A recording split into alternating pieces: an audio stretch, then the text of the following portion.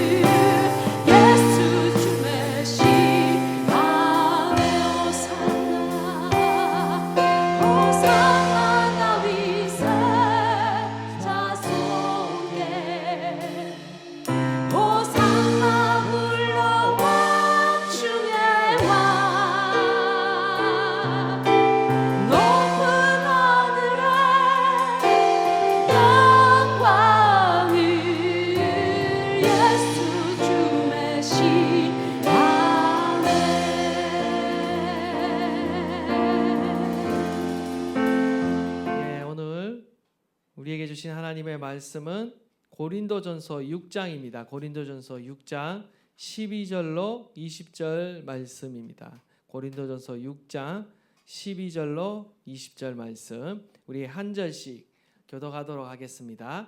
모든 것이 내게 가하나 다 유익한 것이 아니요 모든 것이 내게 가하나 내가 무엇에든지 얽매이지 아니하리라.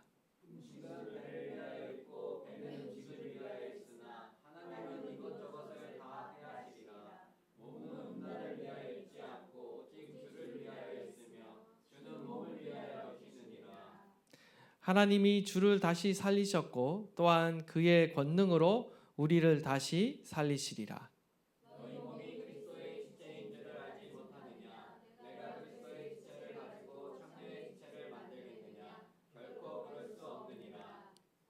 창녀와 합하는 자는 그와 한 몸인 줄을 알지 못하느냐. 일러스되 둘이 한 육체가 된다 하셨나니 음행을 피하라. 사람이 범하는 죄마다 몸 밖에 있거니와 음행하는 자는 자기 몸에 죄를 범하느니라.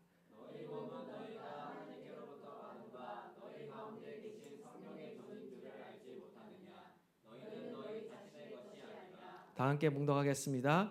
값으로 산 것이 되었으니 그런즉 너희 몸으로 하나님께 영광을 돌리라. 아멘. 고린도 교회는 그 당시에 굉장히 많은 문제를 갖고 있었습니다. 물론 성령의 은사도 풍성했지만 또한 그들 안에 여전히 해결되지 않은 육신의 생각과 행위들이 그들 가운데 있었습니다.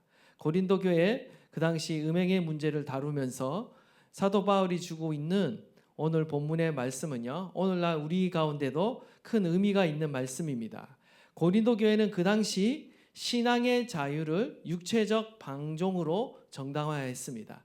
당시 헬라 문화권이 대부분 그러했지만 특히 고린도에는 우상의 신전에서 일하는 여사제들이 남자들을 상대로 매춘을 하는 일이 너무나 보편화되어 있었습니다. 당시 고린도는 항구 도시였고 물질과 쾌락이 넘쳐나는 도시였어요. 성적 문란이 굉장히 일상처럼 여겨지는 곳이 바로 고린도였다라는 거죠.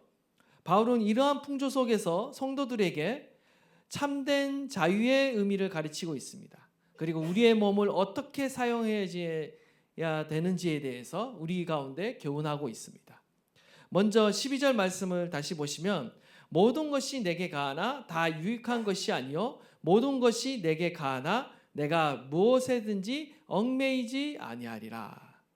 우리는 그리스도의 십자가의 그 구속의 은혜로 인해서 율법의 모든 죄책으로부터 해방되었고 면제가 되었습니다. 그리스도께서 모든 율법의 요구를 이루셨고 우리를 대신해서 죄의 형벌을 받으셨어요. 그러므로 우리는 율법으로부터 완전히 해방되게 되었습니다. 따라서 우리는 그리스도 안에서 자유하게 되었어요. 그런 점에서 모든 것이 내게 가하다라고 말할 수 있습니다. 그러나 우리가 죄책으로부터 면제되었다라고 해서 믿음으로 구원받는다고 해서 선악의 어떤 구분과 기준이 되는 율법 자체가 무효한 것이 아닙니다. 없어진 것이 아니에요. 여전히 율법은 새로운 기능을 하고 있다라는 거죠. 우리가 하나님의 말씀을 따라 선하고 바르게 살아갈 그 도덕적 의무마저도 우리는 다 사라진 것처럼 마치 우리는 더 이상 하나님의 말씀을 지키지 않아도 된다는 것처럼 살아갈 수 없다라는 거죠. 여전히 성경 말씀은 이미 구원받은 하나님의 백성으로서 우리가 어떻게 살아야 하는지에 대해서 그 삶의 기준과 가치를 우리 가운데 이렇게 가르쳐주고 있습니다. 바울 당시에는요, 그리스도 안에서 나는 자유하여서 모든 것이 가하다라는 이 사실만을 왜곡하고 그것을 특정한 부분을 이렇게 강조함으로써 성적 방종에 빠지는 성도들이 있었습니다.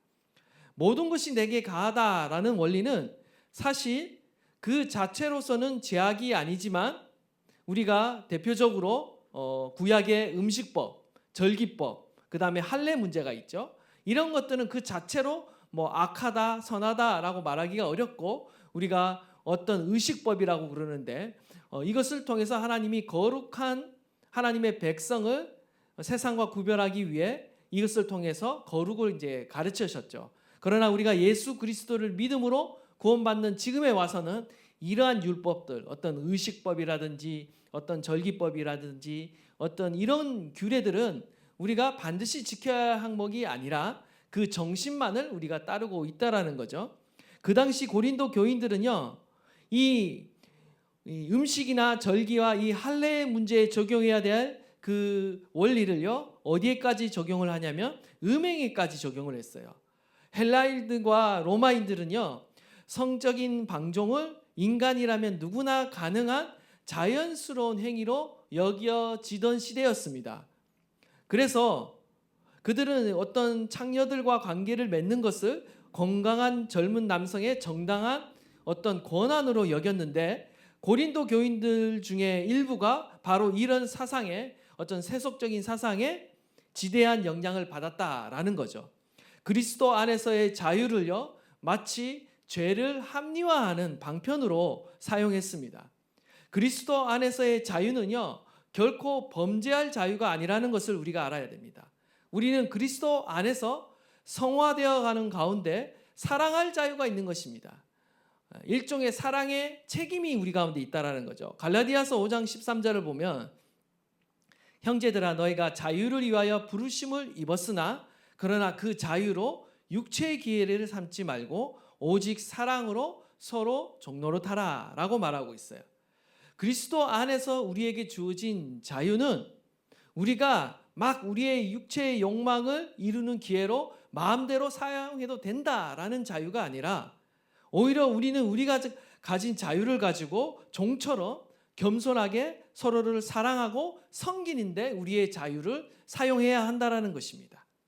불의의 도구로 우리의 몸을 내어주는 것이 아니라 의의 병기로 우리가 하나님께 드려서 하나님이 사용하시도록 우리의 자유를 사용해야 한다라는 겁니다. 여러분, 모든 자유가 다 유익한 것이 아닙니다. 영적으로 우리에게 유익한 것도 있고 유익하지 않는 것도 있어요. 사실 뭐 율법적으로나 세상 법적으로는 죄는 아니지만 그것이 우리를 올고 매는 죄의 그런 유혹이 될 수가 있고요. 방종으로 흘러갈 수 있는 것이 되어지는 것이 너무나 우리 가운데는 많이 있다라는 거예요. 존재한다라는 거예요. 모든 것이 가하나 내가 무엇에든지 얽매이지 아니하리라. 사도 바울은요, 이러한 사실을 너무나 잘 알고 있었습니다. 우리가 자유를 오용하게 되면 사실 자유한 것이 아니라 오히려 우리가 스스로 죄의 노예가 된다라는 것입니다. 자기 자신의 욕망의 지배하에 놓이게 된다라는 거예요. 우리의 욕망대로, 우리의 마음과 뜻대로 우리가 원하는 대로 살면 우리가 행복할 것 같고 자유한 것 같지만 그것이 실상은 자유가 아니라는 거죠. 오히려 욕망의 노예가 되고 얽매이는 삶을 살아가게 되는 자신을 발견하게 된다는 것입니다. 오늘날에도 나는 자유롭다라는 말로 우리는 온갖 중독 가운데 빠지게 되는 것을 봅니다. 각양 탐욕과 성적인 타락을 정당해 가는 사람들을 우리는 보게 되는 것이죠. 바울은 이것을 참된 자유가 아니라 오히려 속박이다라고 우리에게 경고하고 있다라는 것입니다.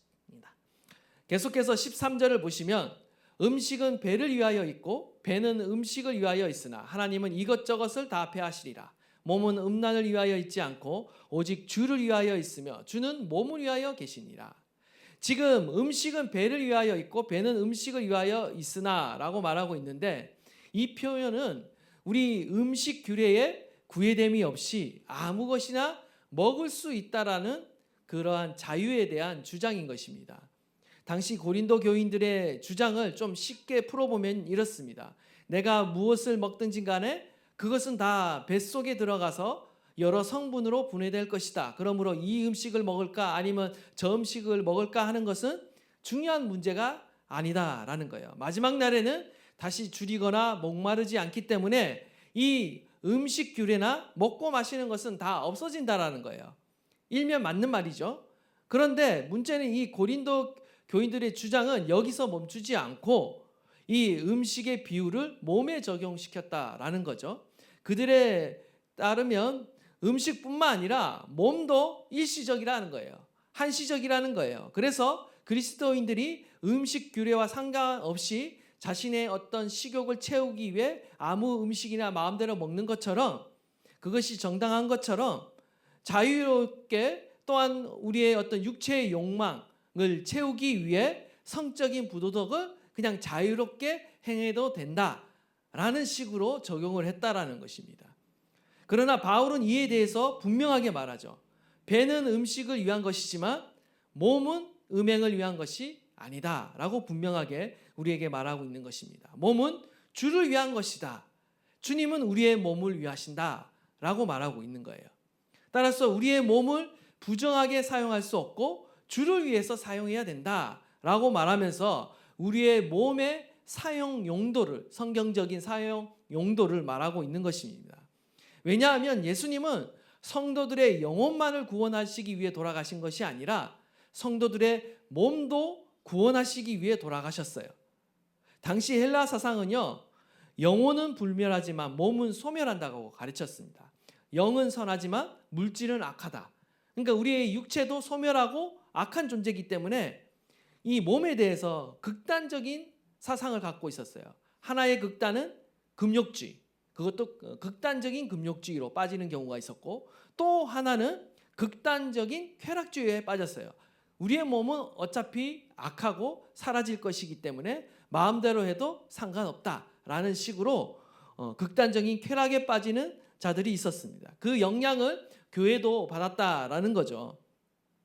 바울은 성도들에게 너희는 그리스도와 연합하였다. 그리고 그리스도께서 부활하신 것과 같이 너희도 부활할 건데, 그 부활이라는 것은 우리의 영만 부활하는 것이 아니라 우리의 몸도 부활한다.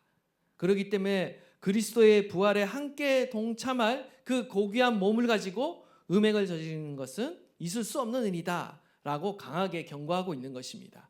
우리 14절에서 17절 말씀 다 함께 읽도록 하겠습니다. 시작. 또한 그의 권능으로 우리를 다시 살리시리라. 너희 몸이 그리스도의 지체인 줄 알지 못하느냐? 내가 그리스도의 지체를 가지고 창녀의 지체를 만들겠느냐? 결코 그럴 수 없느니라. 창녀와 합하는 자는 그와 한 몸인 줄을 알지 못하느냐? 일렀으되 둘이 한 육체가 된다 하셨나니 주와 합하는 자는 한 영이니라. 아멘. 성도는 그리스도와 결코 분리될 수 없습니다. 분리될 수 없는 존재라고 우리에게 가르치고 있어요. 교회는 그리스도의 몸이죠. 여러분 잘 알고 계십니다. 그리스도의 몸이다. 우리는 그리스도와 연합되어 있다라는 사실을 기억해야 됩니다. 영적으로 우리는 이미 그리스도와 한 몸으로 연합되어 있습니다. 성도의 몸은 그리스도의 지체로서 그분과 연합되어 있습니다. 당연히 그리스도가 거룩하신 것처럼 그 몸인 지체인 우리 성도도요, 거룩해야 하는 것이죠. 그리스도와 연합되어 있기 때문에 우리는 누구의 뜻에 따라 살아가느냐? 바로 그리스도의 뜻대로 살아가야 되고, 우리의 삶을, 우리의 인생을, 우리의 몸을 그리스도의 뜻대로 사용해야 하는 것입니다. 몸은 항상 머리의 지시를 받게 되어 있습니다. 그리스도의 몸된 지체인 저와 여러분은 머리이신 예수 그리스도의 뜻과 지시에 따라 살아가야 하는 것이죠. 그리스도의 지체와 반대되는 개념이 오늘 본문 가운데 창녀의 지체라고 등장하고 있습니다. 우리가 창녀와 음행을 하면 창녀와 연합한다라는 사실을 사도 바울은 말하고 있는 거예요. 이거는 굉장히 중요한 원리입니다. 일렀으되 둘이 한 육체가 된다 하셨나니, 창세기 2장 24절의 말씀을 인용한 거죠. 이러므로 남자가 부모를 떠나 그의 아내와 합하여 둘이 한 몸을 이룰지니라. 남녀의 어떤 성적인 결합은 두 육체가 한 육체로 만드는 것이다 라고 지금 말하고 있는데, 이것이 단순한 한 육체가 한 몸이 된다라는 것이 아니라 이 육체의 연합은 곧 정신적인 연합, 인격적인 연합이라는 의미를 다 같이 갖고 있기 때문에 더 중요하다라는 거예요. 창녀와 연합하는 것은 단순히 육체적으로 연합하는 것이 아니라 정신적, 인격적인 연합이 함께 이루어지는 것이고, 결국 음란한 그 창녀와 같은 수준이 되는 거예요. 그리고 같은 운명과 결과를 낳게 되는 겁니다. 그래서 굉장히 무서운 죄라는 것을 아셔야 되는데 오늘날 음행이 어떻습니까? 많은 매스컴을 통해서 사랑의 개념이 이상하게 변질되고 오용되고 있죠. 그리고 마치 이러한 음행들이 과거에는 당연히 죄 대신 죄처럼 여겨졌던 것들이 오늘날에는 로맨스처럼 여겨지고 그냥 사랑처럼 여기지는 정말 혼탁한 세상을 우리가 살아가고 있다라는 것입니다. 그런데 우리가 음행이라는 것이 굉장히 무서운 죄라는 것을 우리가 기억해야 되는 것은 이 음행은 단순한 도덕적인 문제를 넘어서 그리스도와의 연합을 훼손하는 죄라는 거예요. 그러한 점에서 굉장히 큰 죄인 것입니다. 굉장히 위험한 죄인 거죠. 우리가 그리스도와 연합했다라는 사실은 무슨 의미를 갖고 있습니까? 그리스도와 연합되어 있기 때문에 우리는 그리스도와 함께 부활하고 그리스도와 함께 하나님의 나라에 들어갈 수 있는 그 권한이 우리 가운데 있는 거예요. 근데 이 연합이 깨지고 창녀와 연합하게 되면 창녀와 함께 어떻게 됐느냐? 우리는 창녀와 함께 음행하는 자들이 들어가는 곳으로 들어가게 된다는 거예요. 계시록 21장 8절에 의하면 그러나 두려워하는 자들과 믿지 않아야 하는 자들과 흉악한 자들과 살인자들과 음행하는 자들과 점술가들과 우상 숭배자들과 거짓말하는 모든 자들은 불과 유황에 타는 못에 던져지리니 이것이 둘째 사망이라. 우리는 음행을 가볍게 여겨서는 아니 된다라는 거죠. 아주 강력한 우상 숭배라는 것입니다. 싸워 이겨야 하는 것이죠. 계시록에 의하면 이기는 자에게 하나님이 그의 하나님이 되고 그는 내 아들이 되리라는 약속을 주셨습니다. 우리는 믿음으로 의롭게 되지만 이 세상 가운데서 살아가면서 세상이 주는 모든 죄의 유혹을 이기며 싸워야 될 책임이 저와 여러분 가운데는 여전히 남아 있다라는 것입니다. 저절로 이길 수 없습니다. 우리는 믿음을 가지고 싸워야 하는 것입니다. 17절에 주와 합하는 자는 한 영이다 라고 말하는데 주와 합하는 자는 한 영이다 라는 진리를 말하고 있는데 이 합하다라는 것은 원어로 보면 악교로 붙이다 라는 의미를 갖고 있어요. 마치 그리스도인들은 예수 그리스도를 믿을 때 하나님의 영, 성령과 마치 악교를 붙이듯이 하나로 이렇게 접붙여졌다라는 거예요. 우리는 예수 그리스도와 밀접한 영적인 관계로 연합되어 있습니다. 그리스도와 성도는요 매우 인격적으로 신비적인 연합을 지금 이루고 있어요. 그렇기 때문에 우리는 이러한 연합을요 누리며 살아가도록 하나님이 우리를 지으셨어요. 하나님과 친밀한 관계를 누리도록 하나님께서 영적으로 저와 여러분을 그리스도와 그리스도의 영과 하나가 되도록 연합시키셨다라는 거예요. 그렇기 때문에 우리는 믿음을 통해서 성령을 통해 그리스도와 함께 늘 친밀하게 교제하고 그분을 닮아가도록 저와 여러분을 지으신 것입니다. 그런데 이 연합을 깨트리는 이 음행과 각종 죄악들을요 우리는 무시하지 말고 철저하게 도려내야 한다라는 것입니다. 그렇지 않으면 그리스도와의 그 친밀함이 깨어지고 나아가서는 그리스도와의 그 연합이 위협을 받게 된다라는 것입니다. 우리의 몸은 거룩한 성전입니다. 우리 18절에서 20절 말씀 또한 다 함께 읽겠습니다. 시작.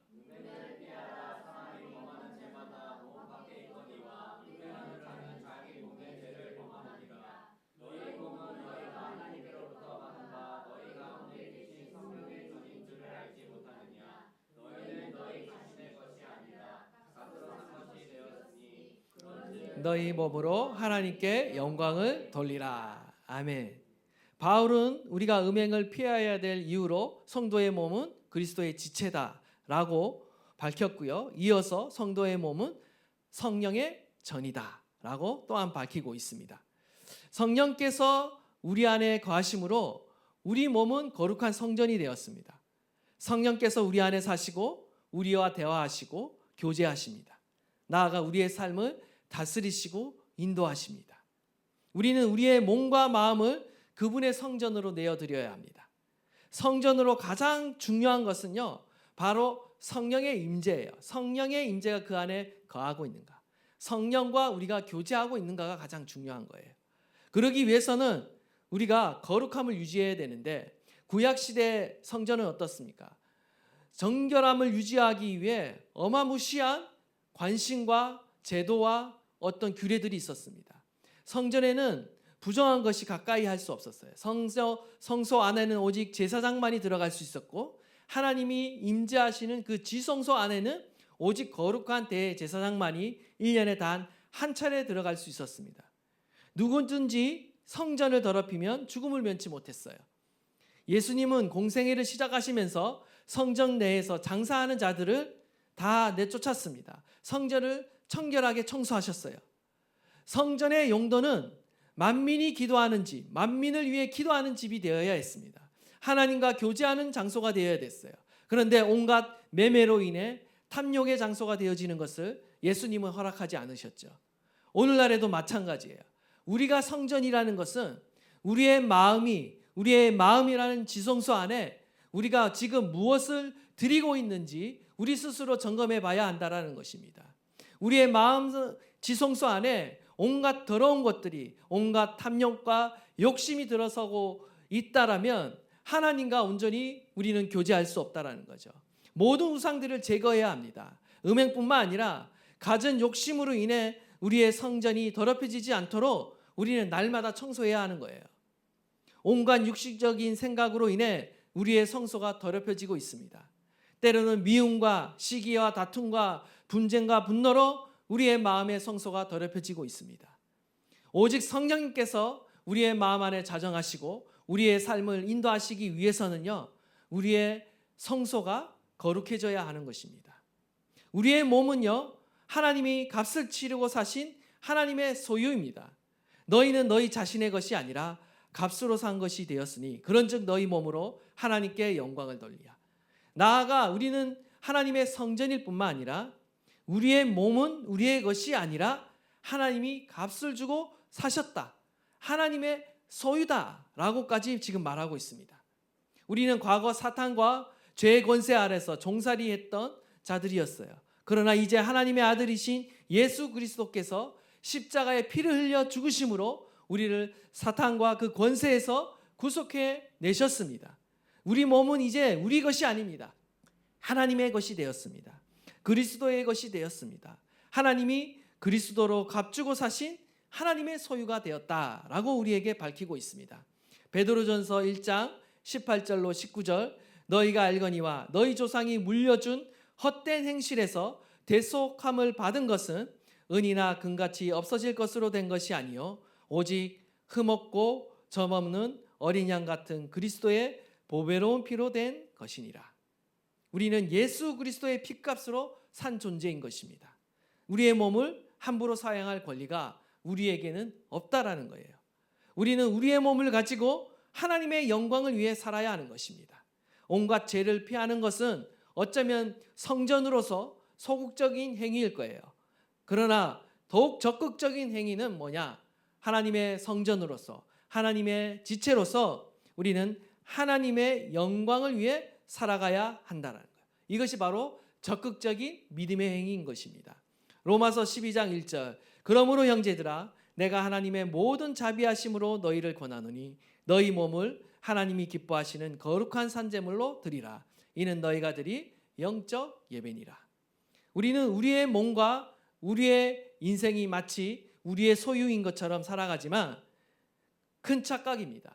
우리의 몸은 이미 우리가 주장할 수 없는 하나님의 소유인 거예요.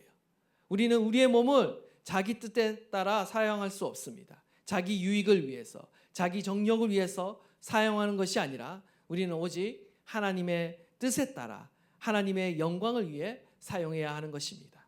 이러한 부르심으로 하나님께서 저와 여러분을 구원해 주신 줄 믿습니다. 하나님이 기뻐하시는 거룩한 산제물이 되어야 하는 것입니다. 로마서 6장 12절 13절, 그러므로 너희는 죄가 너희 죽을 몸을 지배하지 못하게 하여 몸의 사욕을 순종하지 말고 또한 너희 지체를 불의의 무기로 죄에게 내주지 말고 오직 너희 자신을 죽은 자 가운데서 다시 살아난 자와 같이 하나님께 드리며 너희 지체를 의의 무기로 하나님께 드리라. 여러분 믿으십니까? 우리의 몸과 우리의 마음과 우리의 모든 것을 우리는 하나님께 드려야 하는 것입니다. 우리의 몸을 죄가 지배하지 못하도록 하십시오. 육신의 생각과 욕심이 우리의 마음을 지배하지 못하도록 하십시오. 우리의 자유를 방종으로 오용하지 말고 우리가 가진 자유로 의의 무기로 하나님께 드리는 저와 여러분 되시기를 간절히 축원합니다.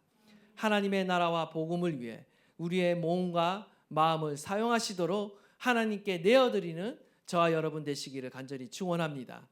삶의 모든 영역에서 하나님께 영광을 돌리는 몸이 되어야 하는 것이죠.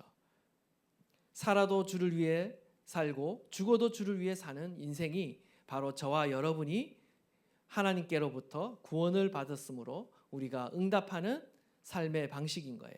우리는 늘 언제나 무엇을 하든지 주를 위해 살아야 하는 것입니다.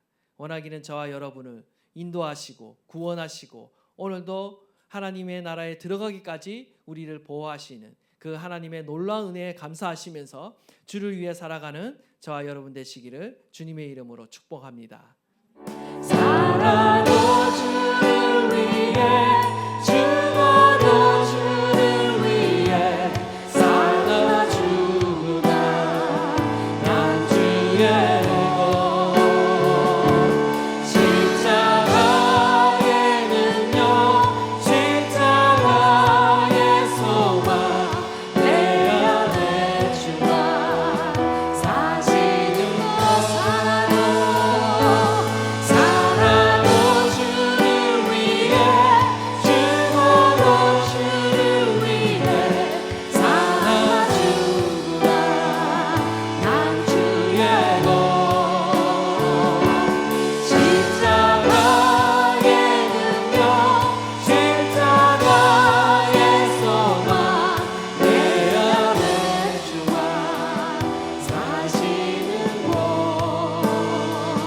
난 지극히 작은 자 죄인 중에 대수 무익한 날 부르셔서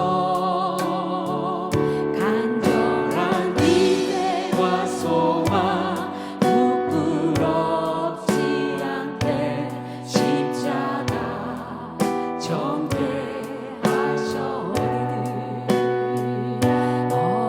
어디든지 가리라 주 위에 서라면 나는 전하리 그 십자가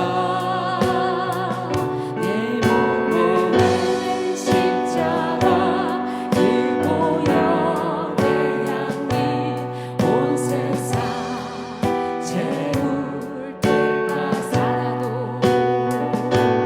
살아도 주를 위해 죽어도 주를 위해 살아주구나 난 주의 것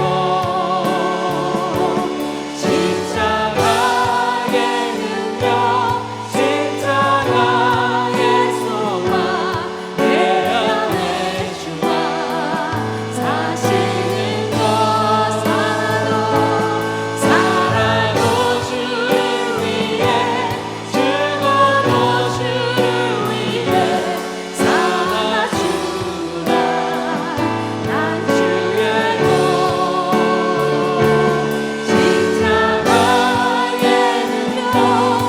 십자가에는요 십자가의 소망 내 안에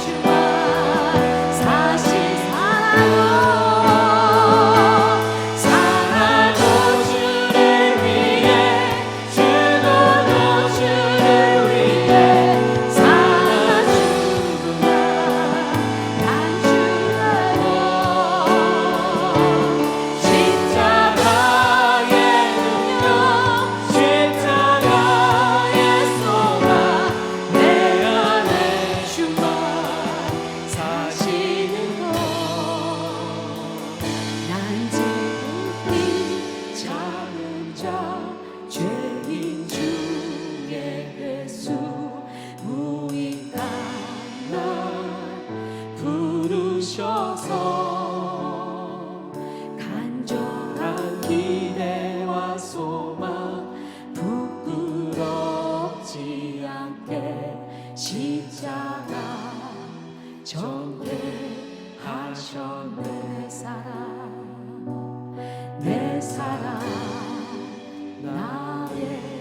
십자가.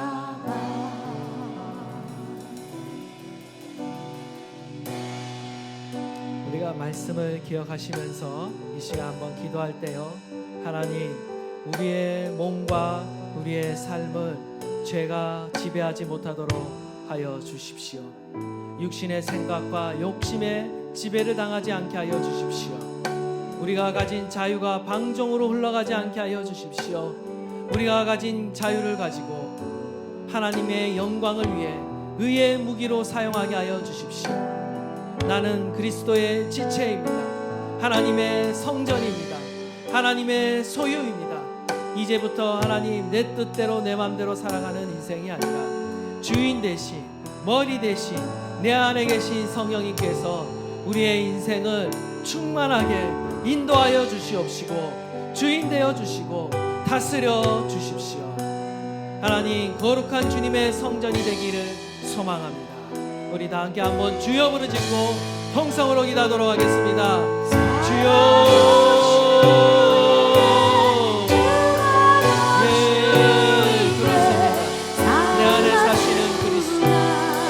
사시는 성령, 하나님, 오늘도 나의 몸과 마음을 거룩하게 하여 주시고 주의 성소 삼아 주십시오.